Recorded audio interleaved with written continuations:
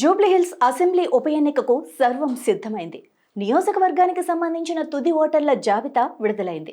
ఈ జాబితా ప్రకారం మొత్తం ఓటర్ల సంఖ్య 3,98,982గా ఉందని ఎన్నికల అధికారి తెలియజేశారు. జూలై 1, 2025ను అర్హత తేదీగా తీసుకొని సవరించిన జాబితాలో 2,07,382 మంది పురుషులు, 1,91,593 మంది మహిళలు, 25 మంది ట్రాన్స్జెండర్ల ఓటర్లు ఉన్నారు.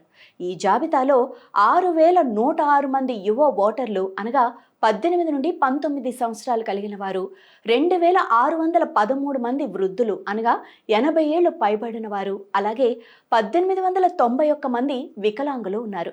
వీరిలో 519 మంది చూపు కోల్పోయిన వారు, 667 మంది కదలికల లోపం ఉన్నవారు, 311 మంది వినికిడి మాటలోపం కలిగిన వారు, మిగతా 722 మంది ఇతర కేటగిరీలకు చెందిన వారు ఉన్నారు. విదేశీ ఓటర్లు 95 మంది ఉన్నారు.